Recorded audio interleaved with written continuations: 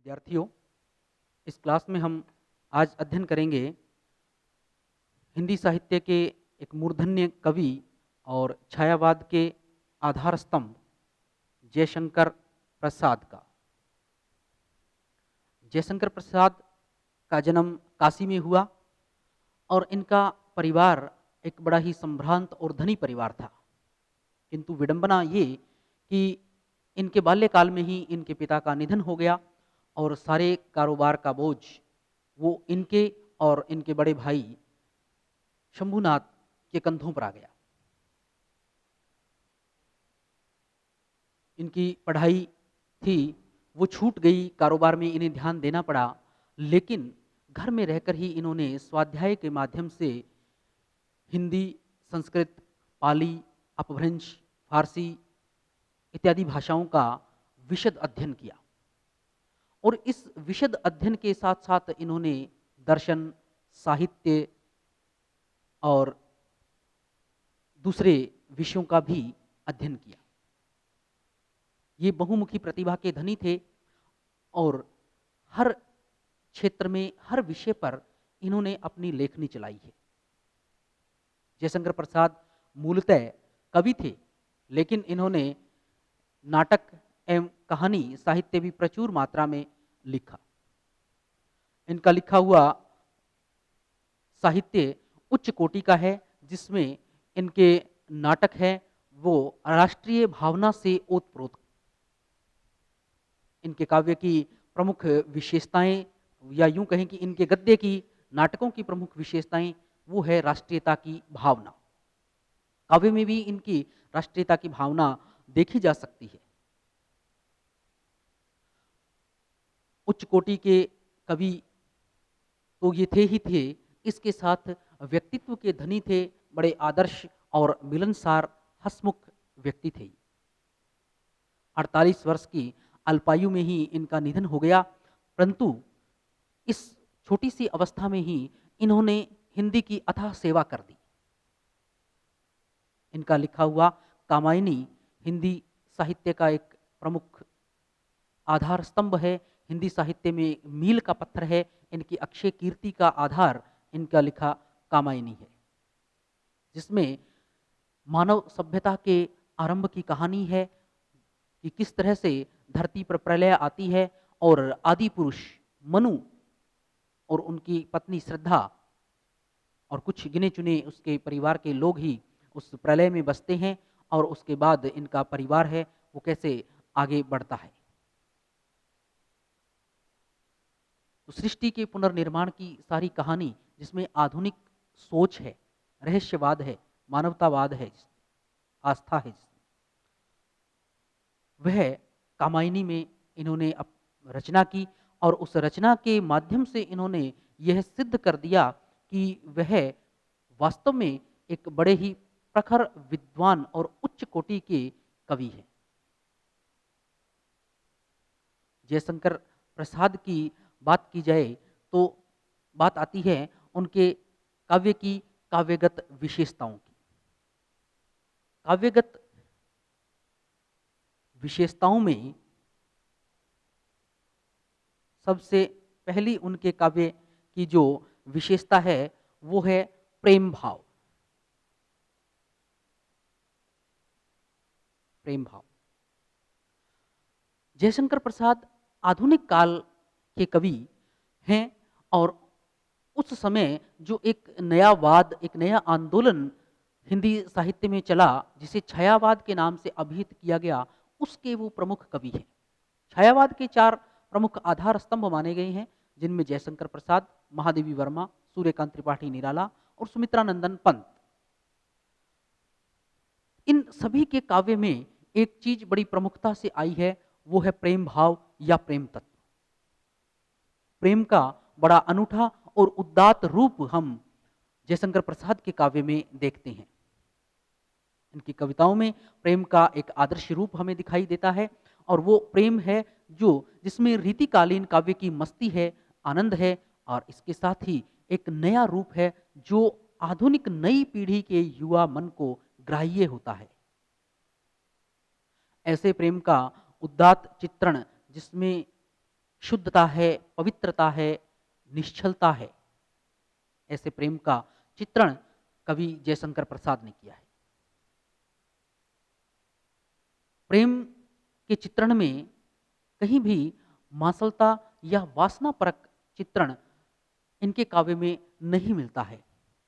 आंसू, झरना, लहर, कामायनी सभी कृतियों में इनके सुंदर प्रेम के चित्र उकेरे गए हैं। और इन चित्रों से एक बात यह भी है विशेष कि इसमें भारतीय जनमानस के अनुरूप ही प्रेम का चित्रण किया गया है, जो चित्रण उच्च है, आदर्श स्थापित करने वाला है। वह केवल शारीरिक या मांसल प्रेम का चित्रण जैसे चित्र रीतिकालीन कवियों ने उतारे हैं, वैसे चित्र प्रसाद के काव्य में नहीं दिखाई देते। हाँ, उनके जैसी जो मादकता है, उनके जैसा आनंद और उल्लास है, वो इस काव्य में अवश्य देखने को मिलता है। दूसरी विशेषता इनके काव्य की है, वो है प्रकृति प्रेम। प्रकृति प्रेम, प्रकृति ने मनुष्य को हमेशा ही प्रभावित किया है। वह चाहे किसी भी रूप में हो, लेकिन उसका प्रभाव हमेशा हमेशा मानव मन पर पड़ता है। और विशेषतया यदि कोई व्यक्ति कवि है, तो उस पर तो विशेष रूप से प्रकृति का प्रभाव पड़ता ही पड़ता है। तो ऐसा ही प्रकृति का प्रभाव जयशंकर प्रसाद के मन पर भी पड़ा है, और उन्होंने सुंदर प्रकृति चित्रण भी किया है। प्रकृति से उनका प्रेम रहा है। प्राकृतिक सौंदर्य का चित्रण करने में उन्होंने कहीं भी कंजूसी नहीं दिखाई है। प्रकृति के आलंबन रूप, प्रकृति के उद्दीपन रूप, प्रकृति के अन्य अलंकारिक रूप, स्वच्छंद रूप, सभी रूपों का कवि ने चित्रण किया है। काव्य में हम ये देखते हैं कि सभी कवि हैं, वो अपने काव्य में प्रकृति के आलंबन, उद्दीपन, अलंकारिक, स्वच्छंद सब रूपों का चित्रण करता है। और उसी परंपरा का निर्वाह कवि जयशंकर प्रसाद ने भी निभाया है। लेकिन जो प्रकृति चित्रण इनके काव्य में मिलता है, वह अपने आप में अनूठा है। आधुनिक काल के कवियों में यदि तुलनात्मक दृष्टि से देखा जाए, तो पंत का प्रकृति चित्रण है, वह सबसे अलग और सबसे प्रभावशाली लगता है। लेकिन प्रसाद के प्रकृति चित्रण को देखकर कहीं भी यह नहीं लगता या यह नहीं कहा जा सकता कि इस प्रकृति चित्रण में वैसी रोमानियत, वो संगीतात्मकता, वो खासियत, वो विशेषताएं नहीं है। इनका प्रकृति चित्रण भी उच्च कोटि का है। उसमें चाहे उद्दीपन रूप उसका दिखाया गया है या आलंबन रूप उसका दिखाया गया है। सुंदर प्रकृति चित्रण कामायनी में जगह जगह भरे पड़े हैं। आंसू, लहर, झरना, इसमें भी प्रकृति के बड़े ही रूमानी चित्रण देखने को मिलते हैं। तीसरा है राष्ट्रीय भावना। राष्ट्रीय भावना, जयशंकर प्रसाद के काव्य में राष्ट्रीयता की भावना देखने को मिलती है। विशेषतया इनके नाटकों में इस चीज को विशेष रूप से देखा जा सकता है। चूंकि काव्य में गद्य और पद्य दोनों को शामिल किया जाता है, इसलिए हम नाटक को भी अपने इस अध्ययन में शामिल कर रहे हैं। और नाटकों में जितने भी इन्होंने नाटक लिखे हैं, वो सारे ऐतिहासिक नाटक हैं। उन नाटकों के माध्यम से लेखक ये चाहता है कि भारतीय जो इतिहास है, उसकी गौरवशाली परंपरा है, उसको वर्तमान पीढ़ी के सामने लाया जाए, उनको दिखाया जाए और ये बताने की कोशिश की जाए कि हमारा अतीत कितना गौरवशाली रहा है और आज हमें पुनः से उस अतीत को प्राप्त करना है। इस तरह की मन में अभिलाषा लेते हुए इनके सभी नाटक स्कंदगुप्त, चंद्रगुप्त, ध्रुव स्वामिनी, ध्रुवश्री, राजश्री, विशाखा सभी इसी भावना से ओतप्रोत काव्य है। इनके काव्य की यह प्रमुख विशेषता भी है कि इनके काव्य में राष्ट्रीयता की भावना भरी होती है। उच्च कोटि की राष्ट्रीयता की भावना से भरे हुए पात्र और कथानक का चयन किया जाता है। अगली इनकी विशेषता है नारी भावना। नारी भावना। जयशंकर प्रसाद ने नारी को बड़ा ऊंचा स्थान दिया है, ऊंचा दर्जा दिया है। उन्होंने लिखा भी है, नारी तुम श्रद्धा हो, विश्वास रजत नग पगतल में, सदा पीयूष स्रोत सी बहा करो, जीवन के सुंदर समतल में।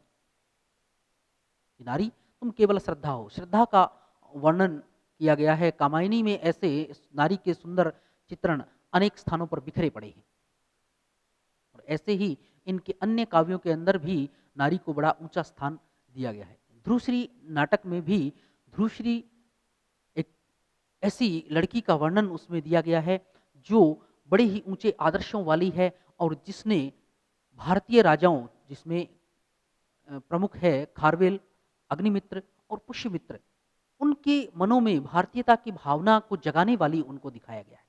उच्च आदर्श गुणों से युक्त है। और इसी प्रकार नगर सेठ की कन्या, जो कि चोरी छुपे उसे नगर सेठ यवनों के पास भेज रहा था, जिसकी मान सम्मान की रक्षा ध्रुवश्री को करते हुए दिखाया गया है। तो यहाँ हमें कवि के नारी के प्रति जो भावनाएं हैं उनकी, नारी के प्रति जो विचार है उनके, उनका पता चलता है। रहस्यवाद, अगली इनकी विशेषता है रहस्यवाद। जयशंकर प्रसाद का काव्य रहस्यवादी काव्य है। आत्मा और परमात्मा का जो विछोह है, आत्मा परमात्मा से मिलने के लिए हमेशा तड़पती रहती है, उससे आह्वान करती है, उससे मिलने के लिए हर तरह से हर संभव प्रयास करती है। तो वो जो अनाम सत्ता है, जिसे हम देख नहीं सकते, वो अनाम सत्ता, उस अनाम सत्ता के प्रति, उस मिलन के प्रति जो आह्वान, जो काव्य रचना की गई है कवि के द्वारा, वो काव्य रचना रहस्यवादी, जो अलौकिक प्रेम भावना व्यक्त की गई है, वो रहस्यवादी काव्य जयशंकर प्रसाद का है। अगली इनकी विशेषता है भाषा।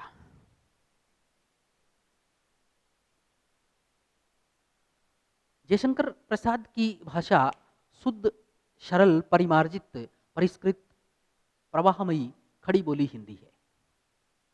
जिस समय प्रसाद जी ने लिखना शुरू किया, उस समय खड़ी बोली हिंदी अपने प्रारंभिक रूप में थी, लेकिन फिर भी इन्होंने ब्रजभाषा को न अपनाकर खड़ी बोली हिंदी को अपनाया और उसमें काव्य रचना की। ब्रजभाषा पर भी इनका अच्छा अधिकार था, लेकिन फिर भी खड़ी बोली हिंदी में लिखना इन्होंने पसंद किया और इसकी अत्यधिक सेवा की। इनकी भाषा की विशेषता, उसमें लाक्षणिकता का होना, लाक्षणिक शब्दों का चयन करके कवि ने उच्च कोटि की रचनाएं प्रस्तुत की। विरोधाभास, मानवीकरण, विशेषण विपर्य, प्रतीप इत्यादि अलंकारों के माध्यम से उच्च स्तरीय भाषा प्रयोग में लाए, सामासिक शैली और तत्सम शब्दावली की बाहुल्यता इनके काव्य की विशेषता है। कई कई जगह तो इनके नाटकों में ऐसा भी मिलता है कि इनके नाटक के साधारण से साधारण पात्र भी उच्च स्तरीय संस्कृत में बात करते हुए दिखाई देते हैं। इनका शब्द चयन है वो बड़ा सटीक है, सरल प्रवाहमयी भाषा का ये प्रयोग करते हैं, जिसमें लाक्षणिकता होती है, जिसमें लोकोक्ति मुहावरों का उचित प्रयोग भी दिखाई देता है और एक ऊंची और आदर्श साहित्यिक भाषा का रूप हमें मिलता है। जिस भाषा का प्रयोग या जिस साहित्यिक भाषा के जिस रूप का प्रयोग कवि जयशंकर प्रसाद ने किया है, वैसा अन्य समकालीन कवियों में दुर्लभ है। भाषा के लिए यदि ये कहा जाए कि इनकी भाषा सबसे परिष्कृत भाषा है, उच्च कोटि की भाषा है, तो शायद यह कोई अतिशयोक्ति न होगी, क्योंकि ऐसी भाषा जिसमें पाठकों का प्रत्येक वर्ग इनकी भाषा को समझ सकता है, उसमें दुरूहता नहीं है, बल्कि संस्कृत निष्ठ होने के बाद भी, तत्सम शब्दावली से युक्त होने के बाद भी उसमें आम बोलचाल के शब्द हैं, उसमें विदेशी शब्द भी आए हैं, उसमें जो देशज शब्द हैं, तद्भव शब्द हैं, उनका भी भरपूर प्रयोग किया गया है, जिसमें वह सर्वग्राह्य बन गई है। अगली विशेषता है छंद योजना। छंद योजना, कवि ने अलग अलग रचनाओं में अलग अलग छंदों का प्रयोग किया है। झरना, लहर इत्यादि में जहाँ तुकांत मुक्त छंदों का प्रयोग किया है, वहीं कुछ रचनाओं में तुकांत मुक्त छंद और तुकांत छंदों का प्रयोग भी इनके काव्य में देखने को मिलता है। हर प्रकार से छंदों के ऊपर या छंदों से मुक्त होने की जो इस काल के कवियों की एक भावना थी, इच्छा थी, निराला ने तो पूरी तरह से छंदों का निषेध कर दिया कि तोड़ दो छंद के बंध। उन्होंने छंद के बंधनों को तोड़ने का आह्वान किया और उस आह्वान पर चलते हुए कवि जयशंकर प्रसाद ने मुक्त छंद और छंदबद्ध दोनों ही तरह की रचनाएं की है। विद्यार्थियों, ये तो था जयशंकर प्रसाद की काव्यगत विशेषताएं। अगले जो हमारे कवि हैं वो हैं महादेवी वर्मा। महादेवी वर्मा का जन्म उत्तर प्रदेश के फर्रुखाबाद शहर में सन 1907 में हुआ।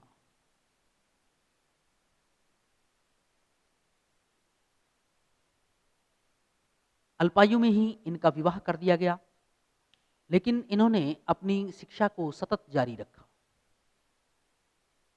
इलाहाबाद प्रयाग विश्वविद्यालय से इन्होंने संस्कृत में एमए किया, अध्यापिका बनी, प्राध्यापिका, प्राचार्य, बड़े बड़े पदों को इन्होंने संभाला, अनेक पत्र पत्रिकाओं का संपादन किया और छायावाद के एक आधार स्तंभ के रूप में हिंदी की सेवा की।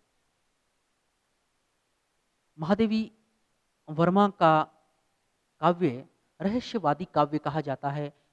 इनके दुखवादी दर्शन के कारण इनकी कविताओं को पढ़कर कुछ आलोचक इन्हें आधुनिक काल की मीरा भी कहते हैं।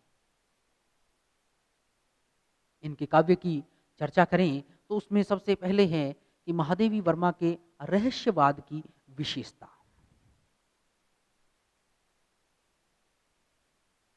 रहस्यवाद की विशेषता, रहस्यवादी काव्य वो काव्य है जिसमें अनाम ईश्वर, अनाम सत्ता के प्रति प्रेम की भावना व्यक्त की गई हो, उससे मिलने के लिए तड़प जिसमें दिखाई देती हो, वो अनाम सत्ता कौन है, किसको संबोधित करके कविता कही गई है, ये सब एक रहस्य बना रहता है। तो ऐसा ही रहस्य कुछ महादेवी वर्मा के काव्य में भी देखने को मिलता है और ये कविताएं बड़े उच्च कोटि की होती है, जिसमें आध्यात्मिक ज्ञान भी समाया हुआ होता है। महादेवी वर्मा के काव्य में जो उनकी सबसे पहली विशेषता है वो है उपनिषदों का सार। उपनिषदों का सार। उपनिषद का सार तत्व इनके काव्य में देखने को मिलता है। उस सार तत्व को पहले कबीर ने ग्रहण किया और अपने ज्ञान से, अपनी चेतना से उसे परिष्कृत, परिमार्जित किया और एक उच्च कोटि का ज्ञान, उच्च कोटि का साहित्य उन्होंने अपने जीवन में रचा। और उसी उपनिषदों के सार या कबीर ने जो एक आदर्श स्थापित किया, एक आदर्श सार तत्व जो दिया साहित्य को, रहस्यानुभूति के द्वारा, रहस्यवाद के या अपने रहस्यात्मक अपने काव्य के माध्यम से, उसी चीज को महादेवी वर्मा ने भी ग्रहण किया और उसी उपनिषदों के सार तत्व की छाप या उसका प्रभाव महादेवी वर्मा के काव्य में देखा जा सकता है। महादेवी वर्मा के काव्य की दूसरी, उनके रहस्यवाद की दूसरी विशेषता है अज्ञात परम सत्ता की उपस्थिति का भाव। अज्ञात परम सत्ता की उपस्थिति का भाव। जो परम सत्ता जिसको हम देख नहीं सकते, जिसका हम जान नहीं सके हैं, जो हमारे सामने नहीं है, लेकिन जिसके बारे में इतना है कि कोई न कोई शक्ति अवश्य है जो इस सारी सृष्टि को चला रही है, सारे कार्यक्रम को आगे बढ़ा रही है।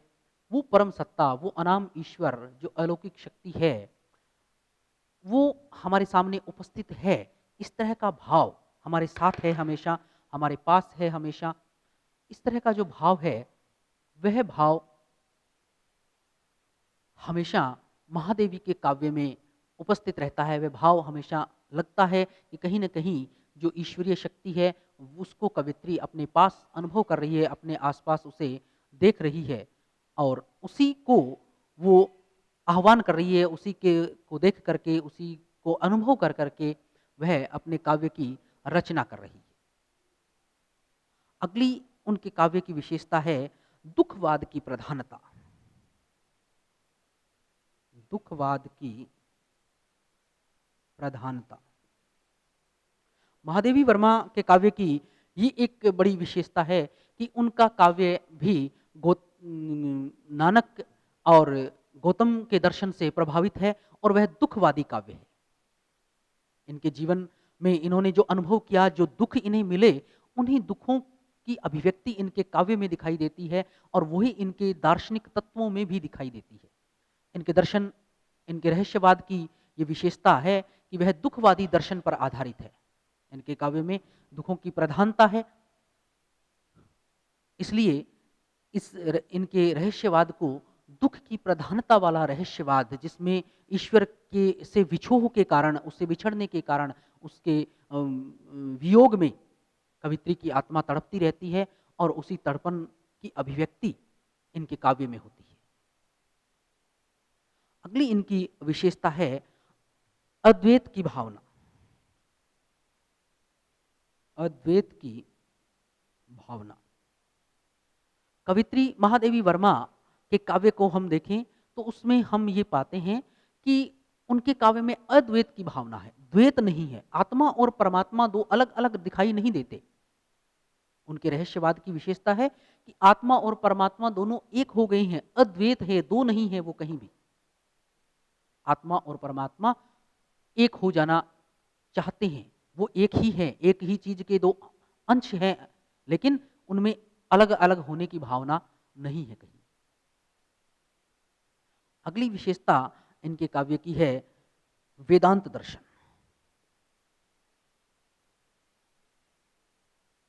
वेदांत दर्शन। महादेवी वर्मा ने भारतीय साहित्य, भारतीय दर्शन, भारतीय इतिहास का भी विशद अध्ययन किया है और इस विशद अध्ययन से दूसरा नारी सुलभ मन होने के कारण इनके काव्य का जो स्तर है वो बहुत ही ऊंचा चला गया है। काव्य पर इनके वेदांत का भी प्रभाव है। वेदों का जो अंतिम भाग है, जिन्हें वेदांत कहा गया है, उसका प्रभाव इनके काव्य में देखा जा सकता है। अगली विशेषता है आत्मसाधना।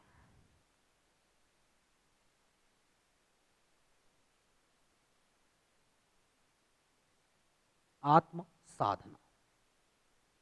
कवित्री महादेवी वर्मा की रहस्यवाद की विशेषता कि उसमें आत्म साधना है, अपने आप स्वयं के द्वारा की गई साधना, ईश्वर के प्रति आत्मा से उन्होंने उनका ध्यान किया है। न केवल शाब्दिक नहीं है इनका, इनकी साधना, बल्कि बड़े मन से उन्होंने ईश्वर का स्मरण किया है, ईश्वर की स्तुति की है। उससे मिलने के लिए उनके जो मन की तड़प है वो केवल शाब्दिक नहीं है, वो वास्तविक उनके मन की ही तड़प है।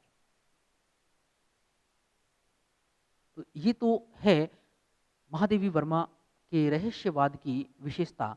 अब है इनके काव्य की कुछ विशेषता या उनके विरह की कुछ विशेषता, क्योंकि दुखवाद की बात हमने की थी कि उनके काव्य में दुख है अधिक और विरहिणी है, ये चिर विरहिणी अपने आप को मानती हैं और हमेशा उस परमात्मा रूपी प्रियतम से मिलने के लिए व्याकुल रहती है। तो जो विरह इनके काव्य में व्यक्त हुआ है, उस विरह की भी अपनी कुछ विशेषताएँ हैं। विरह भी अपने आप में अपनी विशेषताएँ लिए हुए है। तो विरह की कौन-सी विशेषता है? विरह की विशेषताएँ। महादेवी वर्मा के काव्य में प्रेम की गहनता है।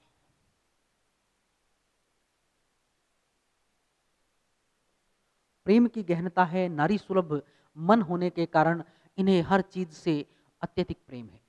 चाहे वह मनुष्य हो, चाहे वह पशु-पक्षी हो, चाहे वह प्रकृति हो, चाहे वह ईश्वर हो, हर चीज़ से इन्हें बड़ा लगाव है, बड़ा स्नेह है, बड़ा प्रेम है इन्हें। और उसी प्रेम की अभिव्यक्ति इनके काव्य में भी हुई है। अनेक तरह के पशु-पक्षी इनके द्वारा पाले गए थे, ऐसा इनके संस्मरणों और रेखा चित्रों से हमें पता चलता है। कविताओं में इनका जो आध्यात्मिक प्रेम है, जो अलौकिक प्रेम है, जो ईश्वरीय प्रेम है, वो दिखाई देता है। तो प्रेम निरूपण, प्रेम की जो गहनता है, वो इनके काव्य में है, क्योंकि ये वास्तव में अपने जीवन में, वास्तव में यथार्थ में भी वैसा प्रेम की अभिव्यक्ति इन्होंने की थी। चाहे वह पशु-पक्षियों से हो, चाहे वह जीव-जंतुओं से हो, चाहे वह प्रकृति से हो, चाहे वह ईश्वर से हो, अलौकिक प्रेम हो, तो वह प्रेम इनके काव्य में दिखता है। अगली इनकी विरह की विशेषता है, वो है करुणा की प्रचुरता। करुणा की प्रचुरता, कि इनके काव्य में करुणा का भाव है और वह प्रचुर मात्रा में है, क्योंकि जहाँ करुणा है, वहाँ दुःख भी है, जहाँ दुःख है, वहाँ करुणा भी है। दोनों चीज़ एक दूसरे से जुड़ी हुई है, एक दूसरे से मिली हुई है और ईश्वर से, विशेषकर ईश्वर से जब आत्मा अपने प्रियतम से, अपने पति से, ईश्वर से अलग हो गई है, तो उसके प्रति उसमें तड़प होना स्वाभाविक है। और दूसरी बात, चूँकि महादेवी वर्मा नारी हृदय है, इसलिए वो तड़प कहीं और ज़्यादा प्रखर रूप से दिखाई देती है। उसका रूप उच्च कोटि का है, उच्च स्तर का है। अगली इनकी विशेषता है नारी जनित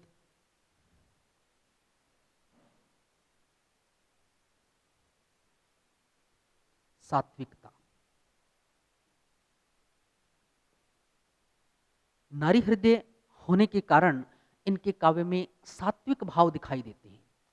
इनके काव्य में, जैसा हम चर्चा करें यदि, कि जो रीतिकालीन साहित्य है, उसमें मांसल वर्णन मिलता है, श्रृंगार का ऐसा रूप जो कहीं-कहीं बहुत ज़्यादा फूहड़ या वासना से युक्त हो गया है।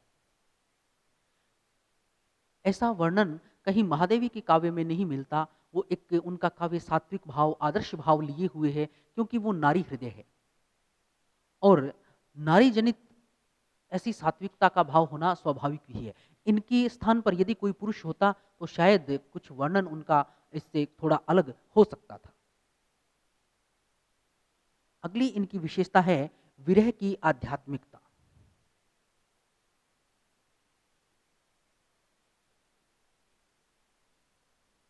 विरह की आध्यात्मिकता भी इनके, विरह की एक विशेषता है कि विरह है वो आध्यात्मिक विरह है। वह साधारण या लौकिक विरह नहीं है, इस संसार का विरह नहीं है, बल्कि इनका प्रेम है वो ईश्वर से है, परम सत्ता से है, जो आत्मा और परमात्मा का मिलन चाहती है। तो इनकी आत्मा है वो अपने प्रियतम से बिछड़ी हुई है, इसलिए इनके विरह में भी आध्यात्मिकता दिखाई देती है। विरह की निरंतरता, भक्ति की तन्मयता इत्यादि इनके काव्य की कुछ दूसरी विशेषताएं हैं। आज हमने अध्ययन किया महादेवी वर्मा का रहस्यवाद, उसकी विशेषताएं और उनके विरह की विशेषताएं। अगली क्लास में हम अध्ययन करेंगे सुमित्रा नंदन पंत और उनका काव्य, उसकी विशेषताएं। धन्यवाद।